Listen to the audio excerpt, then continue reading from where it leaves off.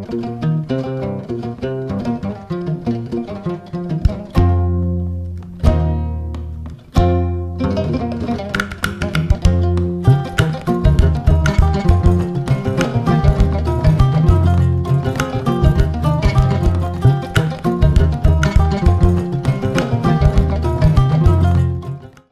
et messieurs, bonjour et bienvenue dans ce premier numéro de l'émission Koré Kibarou, une émission d'information dédiée aux activités artistiques et culturelles du Mali, d'Afrique et du monde, réalisée courant les mois.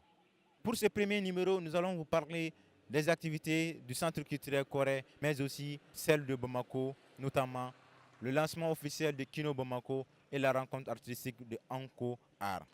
Les activités du mois de juillet du Centre culturel Koré ont débuté par le show du samedi 7 juillet avec la reine de la musique Bambara, Mariam Fane et son orchestre. Les détails avec Bintou Soumounou. Mariam Fane, communément appelée Téné, est une jeune chanteuse au rythme Bambara de Ségou, dont elle tire son inspiration à la musique traditionnelle folklorique de Ségou, Djandjigi.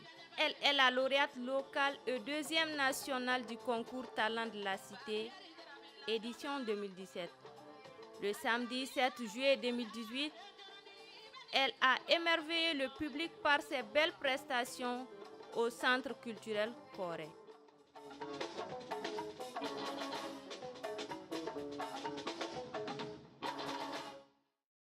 Le 14 juillet a été le rendez-vous des belles sonorités mandingues avec le groupe Koré Yele, le commentaire avec Aboubakar Diarra.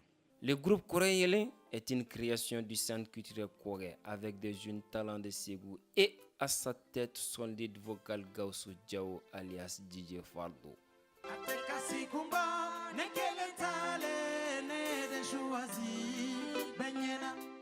Le groupe a vibré le public cette nuit par des prestations de taille.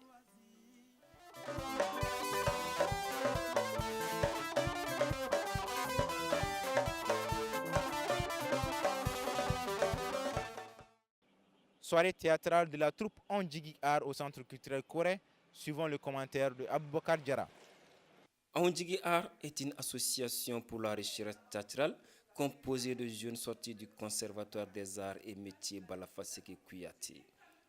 La troupe a présenté la pièce de théâtre La fille de la honte, une pièce qui parle d'une jeune fille de ménage communément appelée bonne, qui a succombé à la douleur de la grossesse non désirée et dénonce donc la maltraitance des jeunes filles de ménage.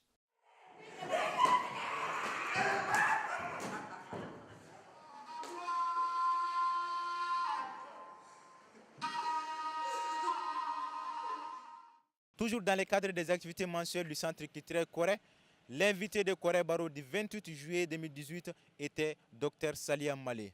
Les détails avec Bintou Soumounou. Koré Baro, ou café littéraire, est un espace d'échange, de donner et de recevoir que le Centre culturel Koré a initié, au cours duquel il invite chaque mois une personne ressource à venir exposer sur une thématique. L'invité du 28 juillet 2018 était Dr Salia Malé, ethnologue. Dr Malé a édifié l'assistance pendant 2 heures de temps sur le thème « La culture comme fondement de la citoyenneté ». Le débat était très intéressant et participatif. Ils savent que ce qui prime dans ces questions-là, c'est la communauté. Vous êtes entre gens de la même classe d'âge, appartenant à une même confrérie. Donc, forcément, l'individu n'est pas individuel, l'individu est au service de la communauté. Le week-end culturel Koré a été bouclé par un concert avec Mariam Kone et Mohamed Dorintier. Les images nous en diront plus. La nuit du 28 juillet 2018 a été magnifiée par 2 formés du programme Koré Qualité, volet musique de l'Institut Koré des Arts et Métiers, ICAM. Une école spécialisée dans la formation en entrepreneuriat culturel, le perfectionnement dans les métiers de la musique, les arts visuels et le théâtre. Il est aussi la référence en initiation et perfectionnement dans les métiers innovants, son, lumière, régie, etc. Il s'agit de la sublime Mariam Kone de la première promotion de l'ICAM et Mohamed Dorinche de la deuxième.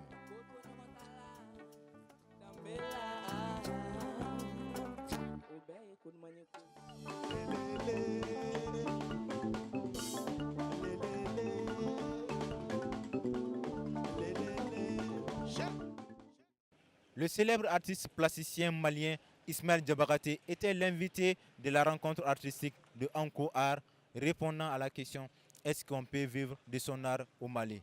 La réponse dans le commentaire. Est-ce qu'on peut vivre de son art au Mali?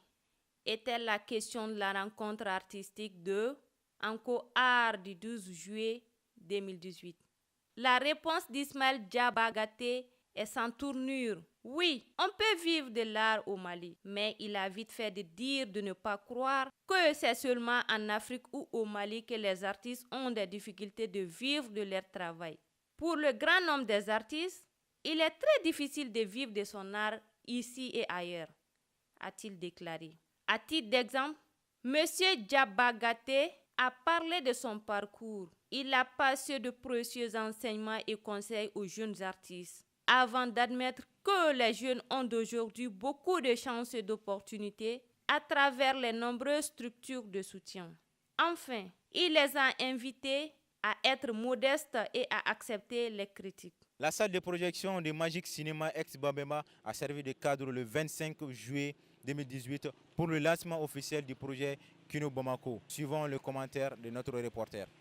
Le projet Kino Bamako a été lancé le jeudi 25 juillet dans la salle du Cinéma Magique de Bamako, ex-Babemba. Kino est un projet des passionnés du 7e art qui permet de relever leurs talents à travers la réalisation des courts-métrages dans un temps record de 72 heures maximum. La cérémonie de lancement Kino Bamako a enregistré la présence de plusieurs cinéphiles venus de Bamako et d'ailleurs pour déguster l'avant-projection de la jeune réalisatrice Fatoumata Choy Koulibaly. Mademoiselle Koulibaly est aussi du programme Corée Qualité volet entrepreneuriat de l'Institut Corée des Arts et Métiers de Ségou, ICAM, et de la communauté Maya Entrepreneur. Bon vent au projet Kino Bamako. Chers téléspectateurs, c'était Koré Kibarou du mois de juillet. Nous vous remercions infiniment de nous avoir suivis et on se donne rendez-vous en début septembre pour le deuxième numéro.